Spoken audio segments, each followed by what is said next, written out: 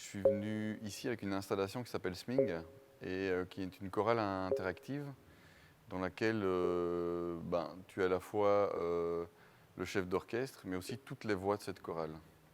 C'est le dernier de nos projets et on est un studio qui vient de Namur et qui en fait développe des expériences interactives. Et donc ce projet qui est ici au Mapping Festival, en gros le principe c'est de travailler avec la matière de la voix. Et donc il y a une première phase, une première étape d'enregistrement de cette voix et de l'image de la personne qui est sur un podium, filmée et enregistrée.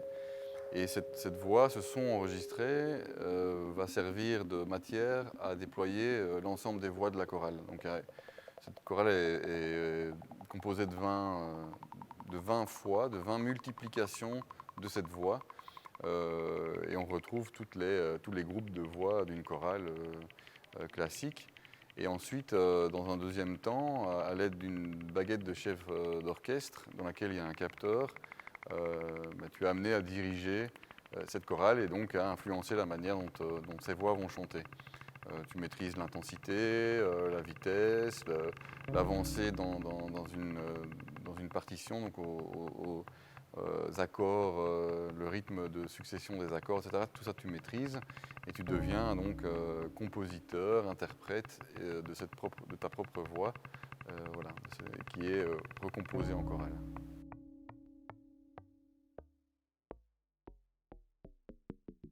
Moi je pense que oui, étant en plus quelqu'un d'assez terre à terre, donc ancré dans plutôt le présent, je crois que je me sens ancré dans mon époque, c'est-à-dire que je suis à l'affût et à l'écoute de ce qui se fait en termes de nouvelles technologies en tout cas, qui peut nous aider à déployer nos projets. Je m'inscris, je crois, dans une évolution qui est rapide et qui est croissante. Et voilà, on essaye de suivre, on ne peut pas suivre à tous les niveaux, mais en même temps, on est quand même amené à échanger beaucoup avec d'autres artistes, avec aussi des gens qui font de la recherche. Je suis beaucoup en contact aussi avec des gens qui font de la recherche. Et donc forcément, ça nous amène à intégrer certains processus nouveaux et à les utiliser, les détourner ou utiliser une partie dans notre dispositif, quoi. Et donc ça, c'est quelque chose qu'on fait beaucoup et on discute beaucoup aussi pour rendre aussi cette part de technologie intuitive dans notre travail.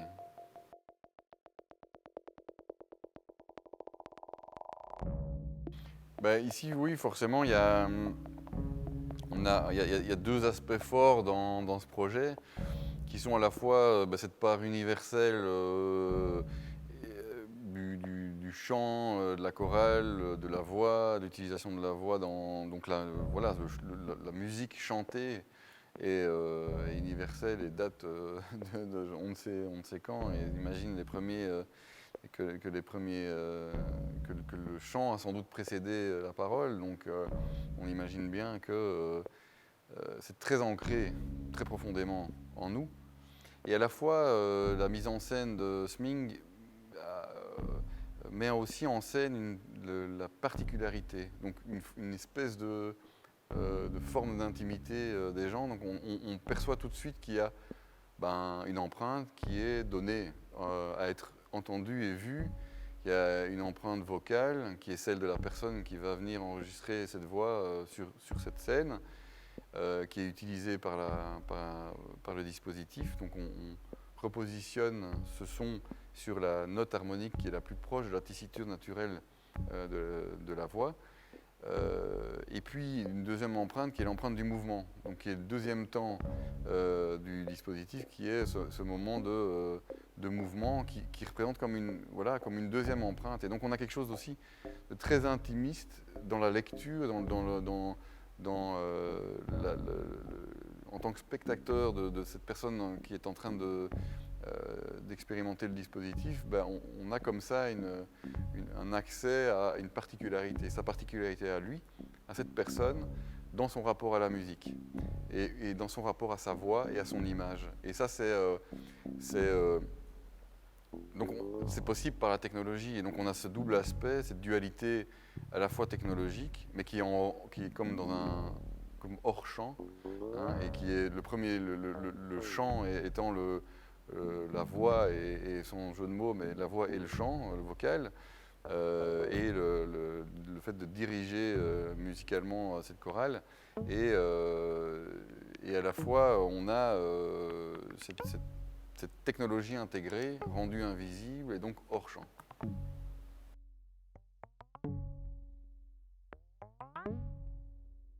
Jamais fait de lien entre la technologie dans mon quotidien et cette technologie-là, même s'il en existe, etc. Le glissement, je crois, se fait naturellement, mais c'est ce qui nous rend ancrés dans notre époque, je crois. C'est qu'au final, on en vient à utiliser les technos qu'on va retrouver. Voilà, je veux dire, on pourrait déployer des dispositifs dans un smartphone. Il y a tout ce qu'il faut dans un smartphone pour créer cette expérience. Je n'ai jamais fait le lien directement, mais en même temps, en y pensant, oui, clairement, il y a clairement un lien, il y a clairement mais sans que ce soit rendu ici insidieux. C'est-à-dire que la technologie n'est pas insidieuse, certes elle est cachée pour que l'expérience, pour préserver la magie de l'expérience, elle est cachée, mais on ne triche pas, on ne raconte pas. Il y a quelque chose qui est dit aussi de manière ouverte, c'est qu'on a un rapport direct et frontal avec cette technologie, mais même si elle n'est pas visible. Et on n'est pas pris à son insu. Ce qui parfois est le cas dans notre quotidien, où je trouve que on est parfois dépassé, ça va tellement vite et on n'a pas toujours la maîtrise et une vue très précise sur ce qui est en train de se passer, ce à quoi on est en train d'avoir affaire, et ce avec quoi on est en train d'avoir affaire. Je trouve que voilà, la différence, elle est surtout là, c'est aussi qu'on ne ment pas et on ne triche pas sur ce qui est en train de se faire.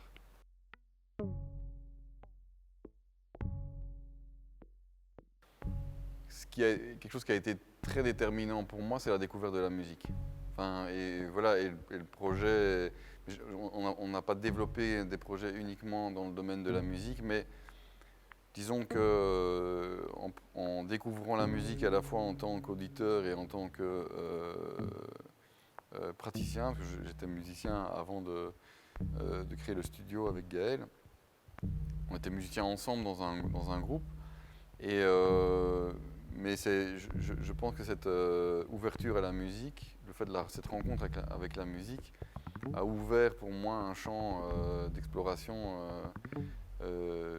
gigantesque en termes de créativité. Et ça a été un effet déclencheur, c'est-à-dire que je n'ai jamais perdu contact avec la sensation, avec les premières sensations que j'ai eues, ces espèces de sensations fondatrices de mon expérience d'artiste.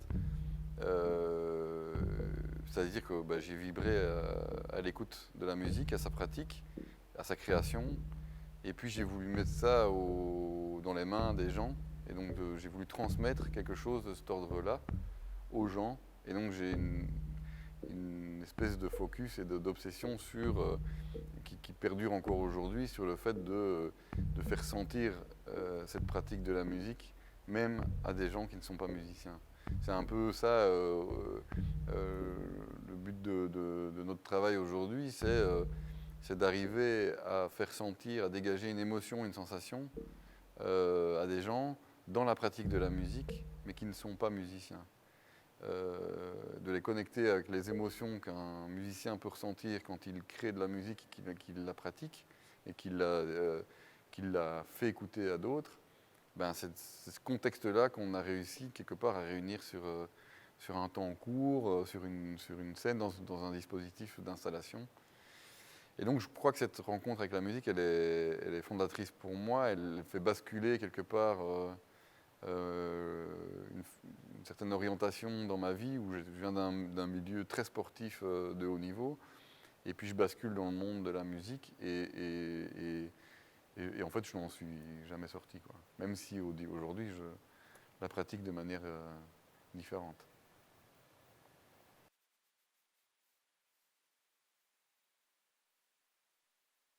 Je ne sais pas si j'ai une vision, mais en tout cas, je crois que je suis plus à espérer et à être, à me convaincre qu'on va pouvoir se servir de la technologie de manière sensée, simplement, et de lui rendre quelque part.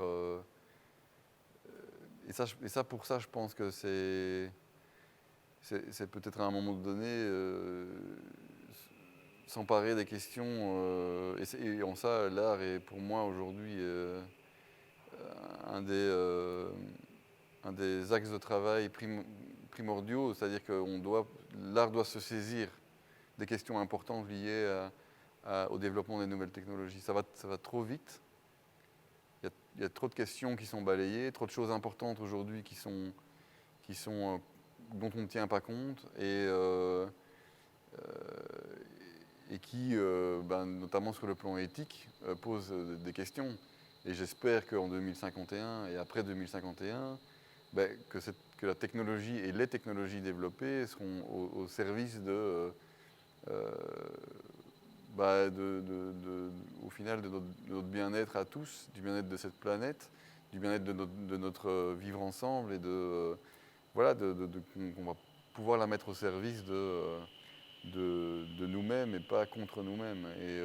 Mais ça, je pense qu'il faut ça demande à changer sans doute l'axe de tir, c'est-à-dire que là où elle est aujourd'hui au service de la valeur monétaire, forcément, ce sont ceux qui ont les plus de moyens aujourd'hui qui s'en emparent et qui balayent les questions éthiques parce que dans une course et dans un développement qui est lié à plus d'argent et à faire plus d'argent. Et ça, tant qu'on restera là-dedans, pour moi, la technologie ne sera pas au bon endroit, quoi.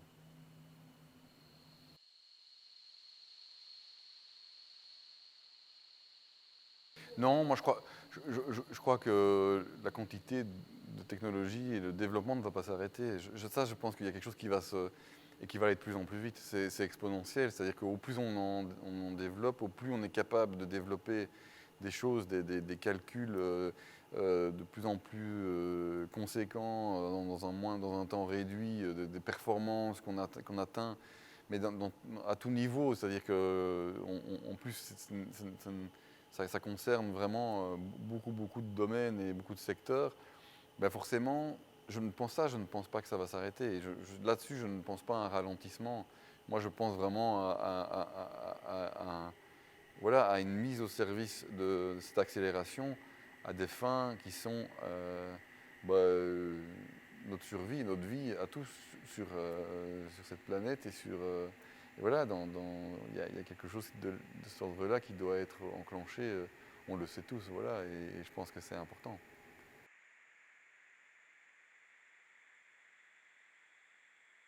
Je pense vraiment que c'est important s'il y a un rôle que l'art peut jouer dans le développement des nouvelles technologies dans le futur, c'est vraiment de s'emparer des questions dont on ne parle pas assez aujourd'hui. Et c'est bien le rôle de l'art, c'est de s'inscrire dans son époque et de questionner le monde et notre rapport au monde. C'est aujourd'hui, je pense que c'est aussi la question de comment on utilise les technologies et c'est-à-dire la question éthique, pour moi, est fondamentale aujourd'hui en sachant que la technologie ne peut pas rester aux mains de ceux qui ont les moyens de la développer. La technologie, elle doit aussi être dans les mains, pour moi, de tout le monde en fait. Et c'est un enjeu majeur. Dans mon travail, je vise aussi à réduire cette distance entre, d'une part, une avancée, une accélération énorme, et d'autre part, des gens s'ils ne raccrochent pas à ça, vont se retrouver laissés sur le bord de la route et subir en fait complètement ce qu'on.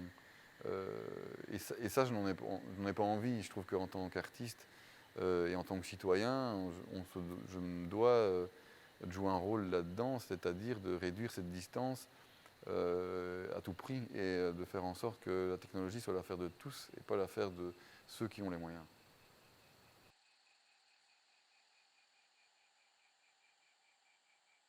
les œuvres d'anticipation ne sont pas nécessairement ce que je préfère. Maintenant, je me souviens avoir été très fort marqué par une designeuse qui s'appelle A.G. Haynes et qui en fait fait du design spéculatif, notamment dans le domaine plutôt biologique et sur le corps humain et sur comment l'humain pourrait être amené à être augmenté de manière biologique, pas par la technologie, c'est-à-dire pas par le fait d'implémenter des puces et des choses comme ça, mais comment le corps humain peut évoluer et être augmenté par d'autres éléments biologiques. Et donc elle travaille à la fois sur le champ scientifique et sur le champ du design pour proposer des scénarios et des concepts qui sont futuristes, qui sont intégrés au corps humain. Et donc j'avais été très très fort marqué par cette démarche. Et donc voilà, c'est pour moi une œuvre d'anticipation, c'est une œuvre plutôt de design et j'avais été très marqué par son travail.